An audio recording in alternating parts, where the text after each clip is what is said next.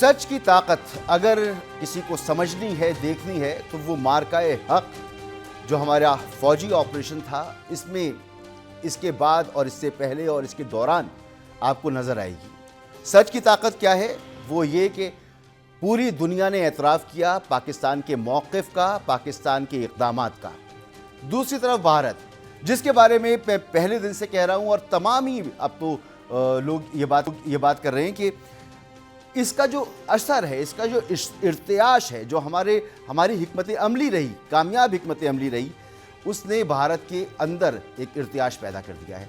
और अब भारत के अंदर मोदी की सोच, हिंदुत्व की सोच, उसको शिकस्त मिल रही है। हम एक ऐसा भारत चाहते हैं जो अमन पसंद हो, जो साइज़ में बड़ा है तो अपने बड़ेपन का मुजाहरा करे, ना कि छोटी छोटी हरकतें करे। वो हरकतें करे जिससे खुद उसका चेहरा मस्त हो।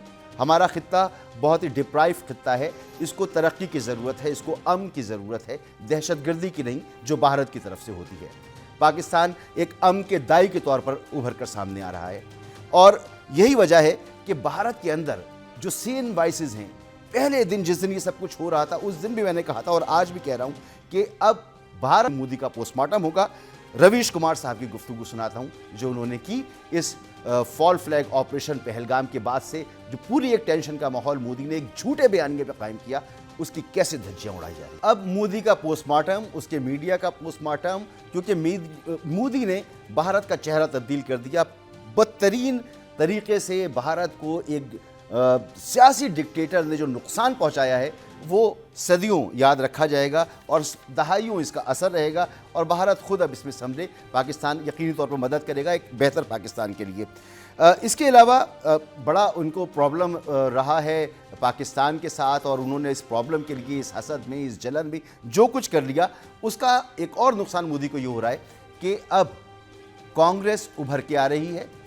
कांग्रेस जो बातें करती थी, राहुल गांधी को संजीदा नहीं लिया जाता था, अब सारे वहाँ पर लोग जो सेन वाइसेस हैं सब ये कह रही हैं कि राहुल गांधी को संजीदा ले और जो भारत ने गलती कर दी है वो बार बार दोहराई जा रही है। गो कि ये गुफ्तगू पुरानी है, लेकिन फिर भी मैं आपको सुना रहा हूँ कि वो गुफ्तगू क्या है जो इस वक्त भारत में बड़ी आम है।